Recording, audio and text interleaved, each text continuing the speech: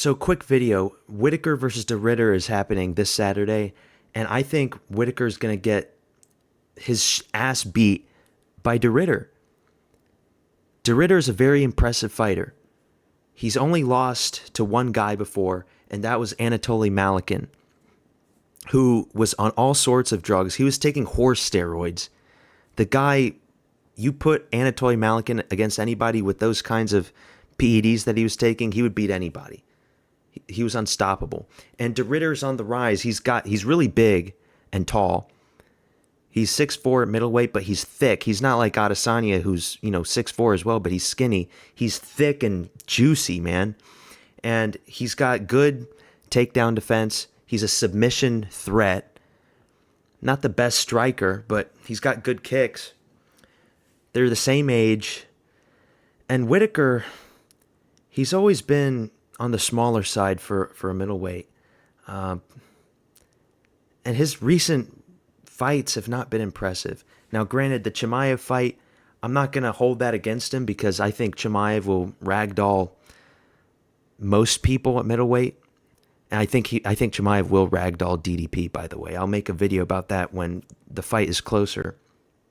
I think Chimaev does win the fight. But before that, who did he beat? Aliskerov, right?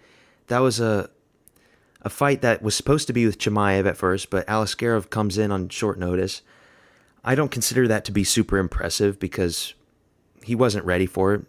Ikram wasn't, even though I consider Ikram to be a strong fighter.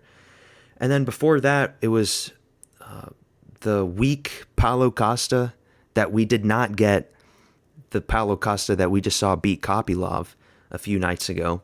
That was a very different Paulo Costa that lost to Strickland. So not impressive there. And then before that, he lost to DDP, which, at the time was a big shocker. But now we can say, okay, DDP's a champion with multiple defenses. So that hasn't aged horribly. And then before that, it was the Vettori fight, I think, which I don't consider that impressive at all. And then before that was the Adesanya fight, which he lost. So yeah, like the Vettori and the Costa fights were really the only cemented wins I give him, not Aliskerov. I think an Aliskerov with a fight camp that's trained and prepared can pose a lot of problems for Whittaker.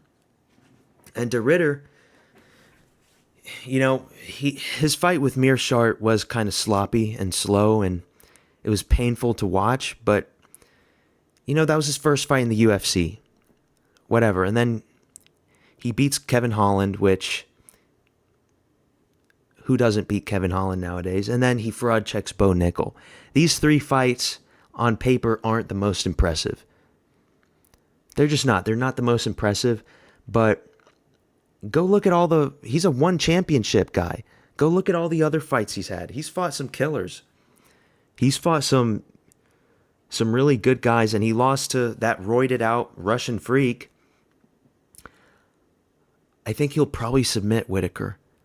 Because what does Whittaker have? Whittaker likes to do that step-in hook, followed up with the high head kick.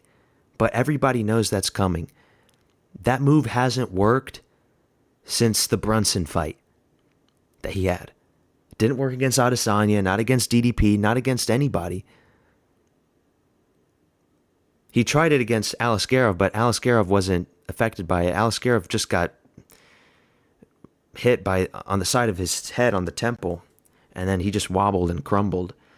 But yeah, I think he will beat Whittaker, and I think DeRitter's the real deal. He's still youngish. 34.